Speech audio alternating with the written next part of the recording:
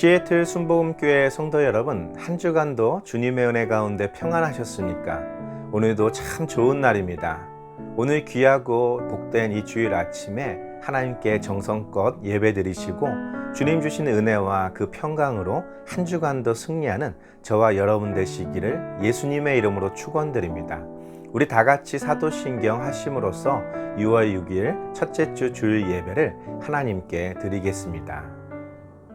전능하사 천지를 만드신 하나님 아버지를 내가 믿사오며 그 외아들 우리 주 예수 그리스도를 믿사오니 이는 성령으로 잉태하사 동정녀 마리아에게 나시고 본디오 빌라도에게 고난을 받으사 십자가에 못 박혀 죽으시고 장사한 지 사흘 만에 죽은 자 가운데서 다시 살아나시며 하늘에 오르사 전능하신 하나님 우편에 앉아 계시다가 저리로서 산자와 죽은 자를 심판하러 오시리라. 성령을 믿사오며 거룩한 공예와 성도가 서로 교통하는 것과 죄를 사하여 주시는 것과 몸이 다시 사는 것과 영원히 사는 것을 믿사옵나이다. 아멘. 오늘 은혜 받으실 하나님의 말씀은 창세기 3장 14절부터 20절 말씀입니다. 창세기 3장 14절에서 20절 말씀을 다 같이 봉독하시겠습니다. 여호와 하나님이 뱀에게 이르시되 내가 이렇게 하였으니 내가 모든 가축과 들의 모든 짐승보다 더욱 저주를 받아 배로 다니고 살아있는 동안 흙을 먹을지니라. 내가 너로 여자와 원수가 되게 하고 내 후손도 여자의 후손과 원수가 되게 하리니 여자의 후손은 내 머리를 상하게 할 것이요 너는 그의 발꿈치를 상하게 할 것이라 하시고 또 여자에게 이르시되 내가 내게 임신하는 고통을 크게 더하리니 내가 수고하고 자식을 낳을 것이며 너는 남편을 원하고 남편은 너를 다스릴 것이니라 하시고 아담에게 이르시되 내가 내 아내의 말을 듣고 내가 내게 먹지 말라 한 나무의 열매를 먹었은즉 땅은 너로 말미암아 저주를 받고 너는 내 평생에 수고하여야 그 소산을 먹으리라. 땅이 내게 가시덤불과 엉겅퀴를 낼 것이라. 내가 먹을 것은 밭의 채소인즉 내가 흙으로 돌아갈 때까지 얼굴에 땀을 흘려야 먹을 것을 먹으리니 내가 그것에서 취함을 입었음이라. 너는 흙이니 흙으로 돌아갈 것이니라 하시니라. 아담이 그의 아내의 이름을 하와라 불렀으니 그는 모든 산자의 어머니가 됨이더라. 아멘. 함께 봉독하신 말씀을 가지고 여자의 후손이라는 제목으로 은혜 나누겠습니다. 우리는 지금까지 성경의 말씀을 가지고 하나님의 길과 사람의 길이 어떻게 다른지, 사람의 계획과 하나님의 계획이 어떻게 차이가 있는지에 대해서 살펴보았습니다. 때로는 하나님을 위해서, 하나님의 말씀에 순종하기 위해서 행하고 있는 모든 행동조차도 하나님의 뜻에서 멀어질 때가 있고 심지어는 하나님을 대적하기도 하는 행동이 되었던 것입니다. 오늘 본문 말씀은 안타깝게도 하나님이 가장 사랑하시고 하나님의 모양과 형상으로 창조하셨던 아담과 하와, 그리고 하나님이 창조하신 모든 것들, 그 하나님이 특별히 아담과 하와를 위해서 준비하셨던 그 에덴 동산에 임한 저주와 관련된 이야기입니다. 창세기 3장 14절부터 20절 말씀을 구분해 보면 크게 두 가지로 나눌 수 있습니다. 첫 번째는 하나님의 저주가 임하는 것입니다. 그리고 두 번째는 아담이 자신의 아내의 이름을 지어주었던 것이죠. 그 저주에 있어서도 크게 세 가지로 세분할 수 있죠. 뱀에게 하셨던 저주, 또 여자에게 하셨던 저주, 또 아담에게 하셨던 저주로 나눠집니다. 창세기 3장 14절에서 15절 말씀을 보면 이렇게 기록되어 있습니다. 여호와 하나님이 뱀에게 이르시되 내가 이렇게 하였으니 내가 모든 가축과 들의 모든 짐승보다 더욱 저주를 받아 배로 다니고 살아있는 동안 흙을 먹을지니라. 내가 너로 여자와 원수가 되게 하고 내 후손도 여자의 후손과 원수가 되게 하리니 여자의 후손은 내 머리를 상하게 할 것이요 너는 그의 발꿈치를 상하게 할 것이니라 하시고. 아멘.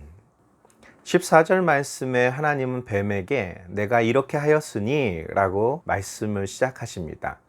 아담과 그의 아내 하와에게는 하나님께서 어찌하여 내가 너에게 먹지 말라고 한 나무의 열매를 먹었는지에 대하여 물으셨습니다. 그들은 하나님 앞에 엎드려 회개하고 자신들의 잘못을 뉘우쳤어야 했지만 너무나도 뻔뻔스럽게 자신의 잘못을 자신의 아내에게 전가시키고 또 뱀에게 전가시킴으로써 마치 자신은 이 일의 피해자인 것처럼 사실을 왜곡하고 있었습니다. 심지어는 그것을 창조하시고 자신에게 허락하신 분이 하나님이셨다라는 말을 통해서 오히려 이 모든 것의 원인이 하나님에게 있는 것처럼 그들은 대답했었죠. 그렇게 아담과 그의 아내 하와는 하나님께서 그들에게 주셨던 마지막 회개의 찬스를 놓쳐버리고 말았습니다. 그런데 뱀의 경우는 다릅니다. 그냥 곧바로 내가 이같이 하였으니 라고 말하고 있죠. 그런데 여기서 눈여겨볼 것이 있습니다. 내가 모든 가축과 들의 모든 짐승보다 더욱 저주를 받아 라는 대목입니다. 뱀이 저주받는 것은 너무나 당연한 일이겠죠.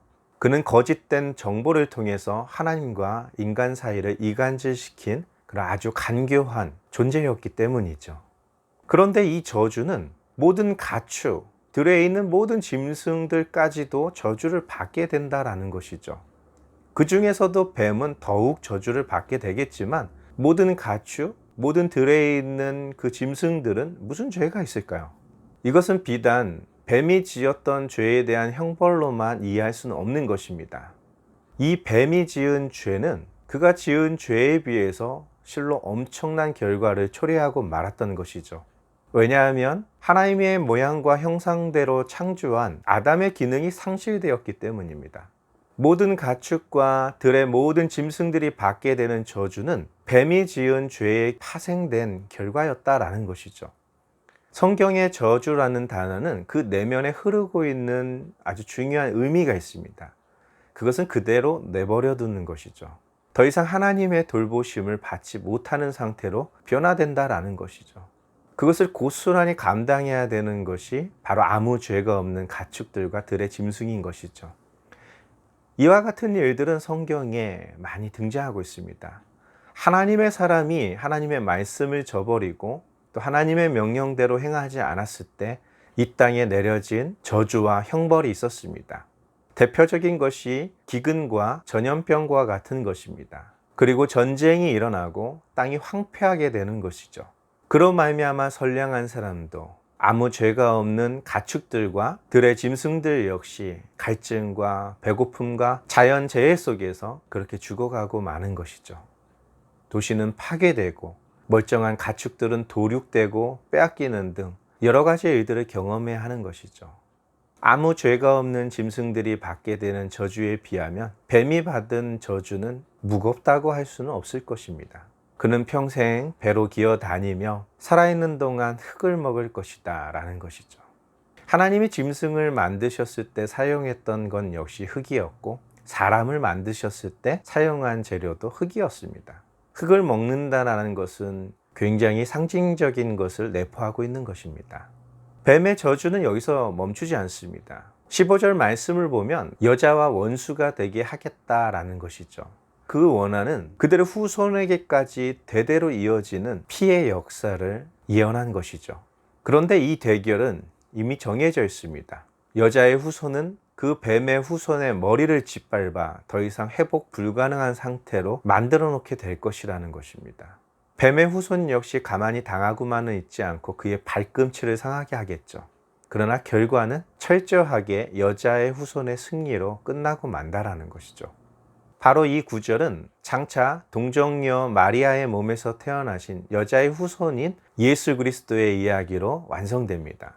예수님의 공생애의 그 마지막이 마치 사탄이 승리한 것처럼 보여집니다. 하나님이 먹지 말라고 한 그 나무의 열매, 심지어는 보지도 않았고 만지지도 않았던 그 열매를 따먹도록 하는데 뱀은 성공했습니다. 그리고 예수님이 독사의 자식이라고 말씀하셨던 바리새인과 서기관들과 대제사장을 비롯한 유대인의 지도자들이 예수 그리스도를 십자가에 못 박아 죽여버렸습니다.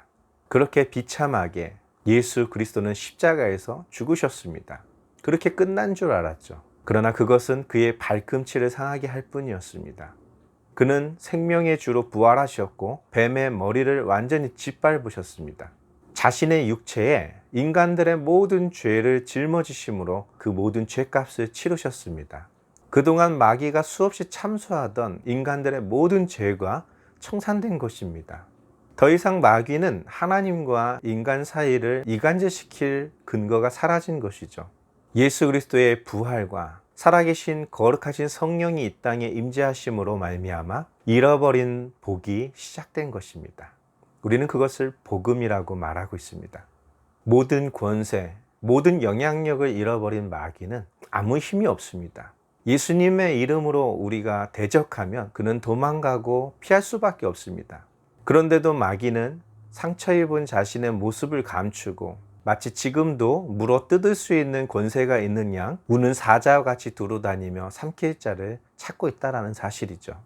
우리가 깨어있지 않는다면 그 원수 마귀의 속임에 또 넘어가서 하나님을 대적하고 하나님의 말씀에서 떠난 그런 저주받은 인생이 되고 말 것입니다.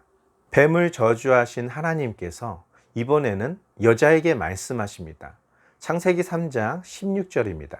또 여자에게 이르시되 내가 내게 임신하는 고통을 크게 더하리니 내가 수고하고 자식을 낳을 것이며 너는 남편을 원하고 남편은 너를 다스릴 것이니라 하시고. 아멘. 여자에게 임한 형벌은 크게 두 가지입니다. 하나는 자녀를 잉태하고 출산하는 과정 속에서 겪게 될 고통과 그 수고에 대한 이야기이고, 두 번째는 남편과 관련된 이야기였습니다. 하나님이 최초로 여자를 만드셨던 이유는 아담이 하는 모든 일들을 돕는 배필로서 하나님이 주신 참으로 귀하고 아름다운 선물이었습니다. 자녀를 잉태하고 출산하는 과정에서 고통을 크게 더하셨고 많은 수고를 했어야만 했습니다. 또 본문을 보면 너는 남편을 원하고 라고 말하고 있는데, 여기서 원하다 라는 것은 마치 목마른 짐승이 그 타들어가는 목을 축히기 위해서 물을 찾아 헤매는 것 같은 그런 갈망을 말하고 있는 것입니다. 그 갈망, 그 갈증을 해소할 줄만 알았던 그 남편은 오히려 그를 다스리는 자가 되어 여인에게는 또 다른 삶의 고통이 따르게 된 것이죠. 아담도 마찬가지지만 그의 아내의 역할 역시도 다스림을 받는 존재가 아니라 다스리는 존재입니다. 오히려 뱀에게 다스림을 받음으로써 창조의 질서가 무너지고 깨진 것입니다. 뱀과 그의 후손 사이에서의 원수가 되는 것에서 그치는 것이 아니라 자신을 가장 사랑하고 아껴주었던 남편으로부터도 다스림을 받는 존재로 바뀌어가고 있었다는 것이죠. 한때는 이 구절을 가지고 가부장적인 질서를 옹호하기도 했었습니다. 최초로 죄가 시작된 것은 여인이 선악과를 따먹었기 때문이고, 그가 자신만 죄를 진 것이 아니라 그의 남편에게도 주어서 남편까지도 죄를 짓고 저주받게 하였다라는 그런 이유였겠죠. 그런데 그러한 그들의 생각은 성경적이지도 않고 하나님의 뜻도 아닙니다. 여자의 삶과 그의 처지가 이렇게 되도록 원하고 원했던 존재는 하나님도 아담도 아닌 그를 유혹한 뱀, 우리의 원수 마귀라는 사실입니다. 하나님은 아담을 도울 수 있는 가장 완벽하고 가장 아름다운 여인을 아담에게 선물로 주셨습니다. 그의 뼈 중에 뼈요 살 중에 살이라고 사랑받고 존귀하게 여김을 받아야 되는 존재였던 것이죠. 그것이 창조의 질서였고 그것이 하나님의 뜻입니다.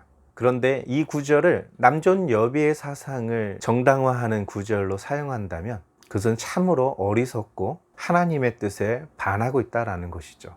하나님은 이렇게 어그러진 여인의 삶을 회복하길 원하십니다.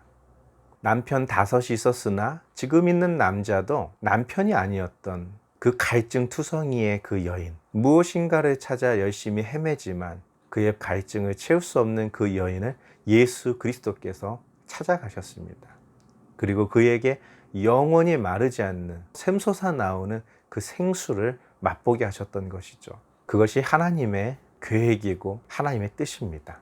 17절부터 19절 말씀은 아담에게 하나님이 형벌을 내리신 내용들입니다. 아담에게 이르시되 내가 내 아내의 말을 듣고 내가 내게 먹지 말라 한 나무의 열매를 먹었은즉 땅은 너로 말미암아 저주를 받고 너는 내 평생에 수고하여야 그 소산을 먹으리라. 땅은 내게 가시덤불과 엉겅퀴를 낼 것이라. 내가 먹을 것은 밭의 채소인즉 내가 흙으로 돌아갈 때까지 얼굴에 땀을 흘려야 먹을 것을 먹으리니 내가 그것에서 취함을 입었음이라. 너는 흙이니 흙으로 돌아갈 것이니라 하시니라. 아멘. 내가 너에게 먹지 말라고 한 나무의 열매를 먹음으로 땅이 저주를 받았다라는 것이죠. 잘못을 저지른 뱀과 여인, 이 아담에게서 그치는 형벌이 아니라는 것입니다. 앞전에서도 말씀드렸지만 이 저주라는 뜻은 하나님께서 그 저주받은 상태로 그대로 내버려 두시겠다라는 것을 말하는 것이죠. 황폐해지도록, 썩어지도록 돌보지 않고 그대로 내버려 두는 상태를 말하는 것이죠. 바로 예수 그리스도께서 십자가에서 달려서 죽는 순간까지 내버려 둠을 당했던 것, 바로 그것이 저주라는 것입니다. 모세가 말했던 나무에 달린 자는 저주받은 것이다 라는 구절이 바로 그와 같은 것이죠. 예수 그리스도는 그러한 저주를 짊어지고 우리를 위해서 죽으셨습니다. 뱀이 여인을 꼬셨든 여인이 자신에게 열매를 주었든 아담은 분명히 알고 있었습니다. 이 선악을 알게 하는 나무의 열매를 먹지 말라는 것, 그것을 먹는 날에는 정령 죽으리라고 하셨던 그 말씀은 뱀에게 하신 말씀이 아닙니다.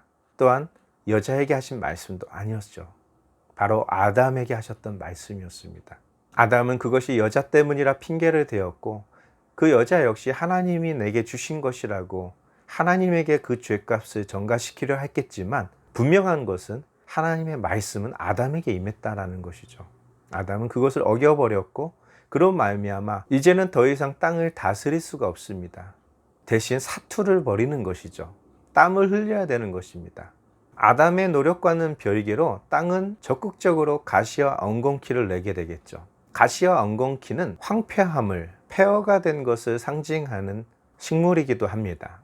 그 식물의 생명력과 번식력은 다른 식물들에 비해 너무나도 강력해서 다른 식물들이 자랄 영양분을 모두 흡수해버리는 그런 아주 지독한 식물들입니다. 예전에는 사람의 다스림을 받았던 땅은 그러는 가시와 엉겅퀴가 아니라 아름다운 열매와 그들의 주식인 채소들을 내어주었죠. 그러나 이제는 그러한 것들이 아닙니다. 내버려 두면 내버려 둘수록 가시와 엉겅퀴로 가득한 세상이 되고 마는 것이죠. 사투를 벌여야 합니다. 종신토록 땀을 흘려야 됩니다. 근데 중요한 것이 있습니다. 결국 그는 죽는다라는 것이죠. 힘이 있고 젊음이 있을 때 그 땀을 흘림으로써 가시와 엉겅퀴를 제거하고 아름다운 열매와 채소들을 가꿀 수 있었겠죠. 그렇지만 그들에게 그 있었던 젊음이 점점 사라져 가고 있을 때, 아무리 땀을 흘려도 예전과 같은 힘이 그들에게 없을 때, 결국 아름다운 열매였던 인간의 터전은 점점점 황폐해지고 말 것이고 결국 그는 쇠약해져서 자신의 근본이었던 흙으로 돌아가고 마는 신세가 된 것이죠. 결과적으로 선악을 알게 하는 나무를 먹은 결과 인간에게는 당장의 죽음이 임하지는 않았지만 살아는 있으나 살아있다고 할 수 없는 서서히 죽어가는 상태로 전락해버린 것이죠. 모든 것이 뒤엉켜버린 세상이 되었다라는 것입니다. 이것을 성경은 저주라고 말하고 이 저주의 끝은 사망으로 끝나고 있다는 것이죠. 그런데 창세기가 이렇게 끝나지 않습니다. 창세기 3장 14절에서 19절 말씀과는 전혀 뜬금없는 한 구절이 기록되어 있죠. 그것이 20절 말씀입니다. 아담이 그의 아내의 이름을 하와라 불렀으니 그는 모든 산자의 어머니가 됨이더라. 아멘. 하나님의 저주가 끝나자마자 뜬금없는 이름을 지어주는 사건이 등장하고 있죠. 그러나 이것은 굉장히 중요한 의미가 있습니다. 에덴 동산에서 아담이 첫 번째로 시작했던 일은 바로 이름을 지어주는 일이었죠. 하나님이 창조하신 그 모든 것들에 이름을 지어준 사건들이었습니다. 아담을 깊이 잠들게 하고 여자를 만들어 그의 아내로 주었을 때 역시 여자라 이름을 지어주었습니다. 바로 지금은 자신이 여자라고 이름을 지어주었던 자신의 아내에게 또 다른 이름을 지어주었던 사건이죠. 어쩌면 이것은 에덴 동산에서 쫓겨나기 전 아담이 마지막으로 했던 일입니다. 하와라는 이름, 모든 산자의 어머니라는 뜻. 아담과 하와는 인류의 조상이었기 때문에 너무나도 당연한 말이죠. 어머니 없이 이 땅에 존재하는 사람이 없듯이 이 땅에 존재하는 모든 산자는 하와로부터 시작이 됩니다. 너무나 당연한 말이죠. 그런데 중요한 것은 아담이 그 뻔한 이름을 지었는가라는 것입니다. 그렇지 않습니다. 창세기 3장 14절부터 19절까지 나와 있는 저주와 형벌 속에는 희망이라는 것을 찾아볼 수가 없습니다. 아주 신락 같은 희망을 찾아보라면 땀을 흘리면 소산을 먹을 수 있다는 것 정도? 비록 다스림을 받기는 하겠지만 자신이 원하던 남편을 얻을 수 있다는 것 정도? 극심한 고통을 얻게 되겠지만 자신의 2세 자녀를 낳을 수 있다는 것 정도 찾아볼 수 있겠죠. 그런데 그 안에 굉장히 숨겨준 또 다른 희망이 남아있다는 것이죠. 그것은 뱀에게 하셨던 저주의 내용 중에 있습니다. 바로 여자의 후손이 너의 후손의 머리를 밟을 것이다 라는 것이죠. 결국 아담은 이 저주 가운데서도 하나님의 말씀을 깨달은 것입니다. 이 절망 속에서 유일한 희망을 보았던 것이죠. 바로 이 하와를 향하여 너 때문에 내가 이렇게 저주받게 됐어. 너를 만나지만 않았더라면, 너만 없었으면 너 때문에 내 인생은 다 끝났어. 이렇게 말하지 않았습니다. 너가 유일한 희망이야. 너는 뱀의 머리를 짓밟을 그런 모든 산자의 어머니가 될 거야. 다행히도 아담은 그 하와를 아끼고 그를 소중히 여겼던 것이죠. 히브리어와 헬라어에는 그 단어마다 고유의 번호가 정해져 있습니다. 그것을 스트롱 코드라고 말하고 있습니다. 그 스트롱 코드, 그 번호를 통해서 그 단어를 사전에서 찾을 수 있는데요. 그 코드에 해당되는 히브리 문자와 발음, 뜻과 그 어원에 대하여 정리해 놓은 것이 히브리어 사전과 헬라어 사전인 것이죠. 하와라는 이름, 스트롱 코드 번호로는 2332번에 해당됩니다. 거기에 히라고 제가 붙인 것은 헬라어에도 스트롱 코드가 있기 때문에 그것과 구분하기 위해서 적어 놓은 것입니다. 딱히 사전에는 기록되어 있지 않습니다. 원래 하와의 발음은 하바라는 발음을 가지고 있죠. 하와라는 뜻을 가지고 있고 아담의 아내, 최초의 여자, 생명을 주는 자, 이런 뜻을 가지고 있습니다. 그런데 그 단어들은 어원이라는 것이 있습니다. 바로 스트롱 코드 2331번에 해당되는 단어에서 유래된 것이 하와라는 단어이죠. 스트롱 코드 2331번에 해당되는 단어 역시 하바라는 같은 발음을 가지고 있습니다. 살다 라는 뜻을 가지고 있고 선포하다, 보여주다, 알려주다, 호흡 이런 뜻을 가지고 있습니다. 이것은 기본 어원으로서 하와라는 아담의 아내의 이름의 뜻이 성경에 기록되어 있는 대로 모든 산자의 어머니가 될 것이다 라는 뜻도 있지만 아담의 선포입니다. 비록 하나님의 말씀을 어기고 범죄했지만 인간의 힘으로는 그 저주를 극복하고 그 형벌을 벗을 수는 없지만 적어도 하나님의 말씀, 여자의 후손이 뱀의 후손의 머리를 짓밟게 될 것에 대한 믿음을 가졌던 것이죠. 그래서 아담은 선포한 것입니다. 당신은 하와다. 저주받은 모든 만물에게 선포한 것입니다. 알려준 것이죠. 성경에서 또한 교회에서 우리를 예수님의 신부라는 표현을 많이 쓰는데 바로 우리의 존재가 하와와 같다라는 것이죠. 우리를 통해 많은 하나님의 자녀들이 잉태되고 이 땅에 가득할 것이며 성령 안에서 하나가 된 우리 모두는 사탄의 머리를 짓밟아 버릴 것이기 때문입니다. 여기서 한 가지 더 살펴볼 것이 있습니다. 하와가 모든 산자의 어머니가 되었던 것처럼 성경에 아주 특별한 여인이 등장합니다. 마태복음 1장 18절에서 23절 말씀입니다. 예수 그리스도의 나심은 이러하니라. 그의 어머니 마리아가 요셉과 약혼하고 동거하기 전에 성령으로 잉태된 것이 나타났더니 그의 남편 요셉은 의로운 사람이라 그를 드러내지 아니하고 가만히 끊고자 하여 이 일을 생각할 때에 주의 사자가 형몽하여 이르되 다윗의 자손 요셉아 내 아내 마리아 데려오기를 무서워하지 말라. 그에게 잉태된 자는 성령으로 된 것이라. 아들을 낳으리니 이름을 예수라 하라. 이는 그가 자기 백성을 그들의 죄에서 구원할 자의심이라 하니라. 이 모든 일이 된 것은 주께서 선지자로 하신 말씀을 이루려 하심이니 이르시되 보라 처녀가 잉태하여 아들을 낳을 것이요 그의 이름은 임마누엘이라 하리라 하셨으니 이를 번역한즉 하나님이 우리와 함께 계시다 함이라. 아멘. 다윗의 혈통이었던 요셉은 의로운 사람이었습니다. 자신의 약혼녀가 자신과 동침을 하기도 전에, 결혼하기도 전에 임신했다는 사실을 알게 되었습니다. 큰 충격이었겠죠. 그러나 그는 의로운 사람이라 그것을 가만히 끊고자 했다라고 말합니다. 그것이 의미하는 것은 무엇이었을까요? 이 약혼을 파기하겠다는 거일까요? 만일 약혼자였던 이 요셉이 마리아를 아내로 삼지 않았더라면 뱃속에 잉태된 예수님은 물론 마리아도 살아남지는 못했을 것입니다. 천사는 요셉에게 말합니다. 마리아의 몸에 잉태된 그 아이는 하나님의 성령에 의하여 잉태된 아이라는 것이죠. 아들을 낳게 될 것이다. 그리고 그 아들의 이름을 예수라 하라. 그가 자기의 백성의 모든 죄에서 건져주실 것이다 라는 뜻을 가진 이름입니다. 이것이 너에게는 놀라운 사건이겠지만 사실은 선지자를 통해서 미리 예언되어 있었던 것이다. 작정되어 있었던 것이다. 이렇게 되도록 정해져 있었던 것이다 라는 것이죠. 보라, 처녀가 잉태하여 아들을 낳으리니 그의 이름은 임마누엘이라. 임마누엘이라는 뜻은 하나님이 함께 하신다 라는 뜻입니다. 사탄은 예수 그리스도의 탄생을 막기 위해서 모든 것을 동원합니다.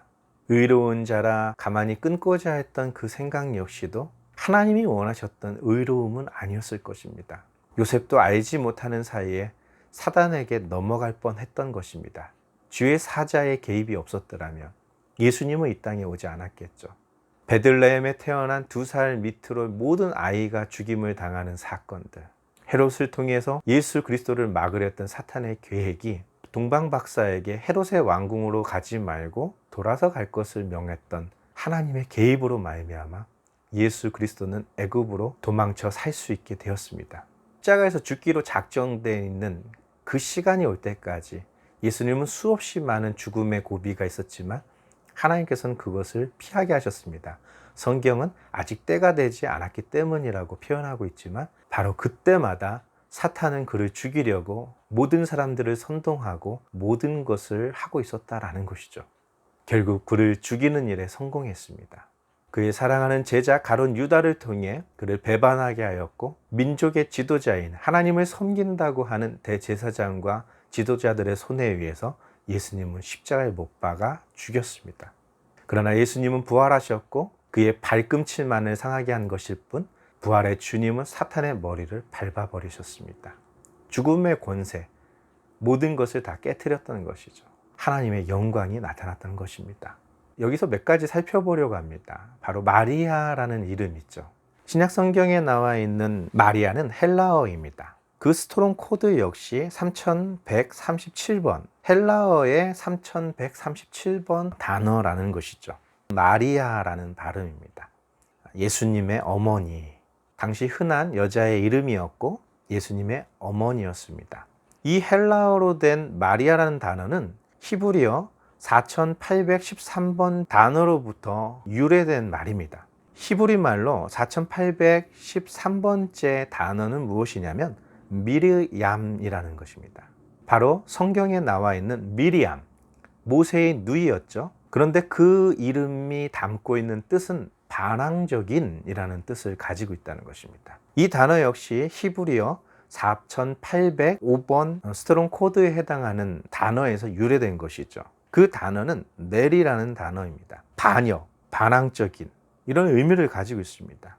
이 단어는 4784번 스트롱 코드를 가진 단어로부터 유래됐는데 바로 그 단어가 마라라는 단어입니다. 우리가 잘 알고 있죠. 쓰다, 논쟁하다, 반역하다, 완고하다, 불순종하다, 마라의 쓴물. 이것이 마리아라는 단어가 탄생하게 된 기본 어원입니다. 홍해를 건넌 이스라엘 백성, 사흘길을 지나 만난 것이 마라의 쓴물이었습니다. 나무가지를 꺾어 집어넣었을 때 그 쓴물은 단물로 바뀌었고 이스라엘 백성들은 마라에서 힘을 얻어 엘림이라는 마치 낙원과 같은 곳으로 이동하게 되었던 것이죠. 바로 예수님의 어머니의 이름이 하나님의 말씀에 반역했던 하와를 연상시킬 수 있는 것입니다. 뱀에게 속아 하나님의 말씀을 어기고 먹지 말라고 했던 그 나무의 열매를 먹었던 그 여인의 후손 중에서 하나님은 그의 뱃속에 생명의 나무를 심었던 것이죠. 그리고 예수 그리스도께서 태어나셨습니다. 마라의 쓴물을 달게 하는 것이 나무가지였다면 바로 이 땅의 모든 고통과 저주, 모든 죄의 문제를 해결하기 위해서 예수 그리스도께서는 나무에 달리셨습니다. 고통 가운데 3일 길을 찾아왔던 이 마라의 샘물과 같이 예수 그리스도는 죽은 지 3일 만에 부활하셨고 성령이 오심으로써 그들에게 하나님의 나라를 선물로 주셨던 것이죠. 마지막으로 예수 그리스도의 이름에 대하여 살펴보고 마치겠습니다. 신약 성경에 예수라고 번역된 그 헬라어는 스트롱 코드 2424번에 해당되는 단어로 이에스스라는 단어입니다. 예수, 하나님의 아들, 구원자, 하나님이 육신을 입고 오셨다 해서 성육신이라는 뜻을 가지고 있습니다. 이 말 역시 히브리어로 3091번에 해당되는 단어에서 유래되었죠. 그 3091번 스트롱 코드를 가진 단어는 예호슈아라는 단어입니다. 우리가 잘 알고 있는 여호수아, 그 뜻은 여호와께서 구원하신다라는 뜻을 가지고 있는 것이죠. 바로 율법을 상징하고 있는 모세는 하나님의 약속의 땅 가나안으로 들어가지 못했지만 은혜를 상징하고 있는 하나님의 손길을, 하나님의 능력을 상징하고 있는 여호수아에 의해서 하나님의 약속의 땅에 들어가고 그 땅을 정복하게 되었던 것이죠. 이 여호수아라는 단어 역시 히브리어 3467번에 해당되는 단어로부터 유래되었습니다. 야샤라는 단어입니다. 열려있다, 넓다, 의롭다, 보존하다, 구원하다 라는 뜻을 가지고 있는 것이죠. 바로 예수 그리스도의 이름은 죄와 하나님의 말씀을 불순종함으로 닫혀졌던 그 모든 것들을 주님의 순종으로 열어놓으신 것입니다.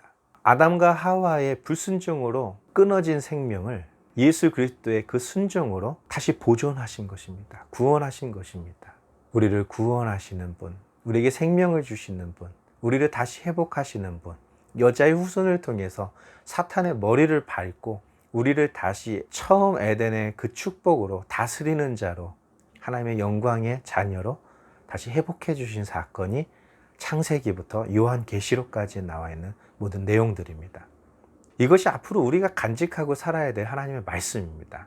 그리고 이것이 하와라는 이름에서 알리다, 선포하다라는 그 이름을 가지고 있었던 것처럼 우리도 이 복음을 전하여 멸망으로 달려가는 수많은 사람들을 주님의 품으로 인도해야 될 것입니다.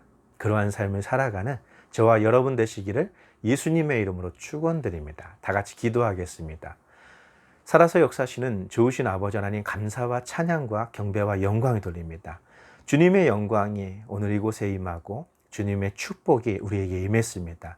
우리에게 저주가 임한 것 같았지만 그 진노 가운데도 긍휼을 잊지 않으시고 은총을 베푸시고 복음을 씹어 놓으신 하나님, 이제 예수 그리스도의 이름으로 모든 산자가 되게 도와주시고 승리의 하나님의 자녀가 되게 도와주옵소서. 이 복음을 주님 오시는 그날까지 증거하는 증인의 삶을 사는 아름다운 하나님의 자녀가 되게 도와주옵소서. 예수님의 이름으로 감사하며 기도드립나이다. 아멘. 우리 다 같이 주기도문 하심으로써 6월 6일 첫째 주 주일 예배를 모두 마치도록 하겠습니다. 하늘에 계신 우리 아버지여, 이름이 거룩히 여김을 받으시오며 나라가 임하시오며 뜻이 하늘에서 이루어진 것 같이 땅에서도 이루어지리이다.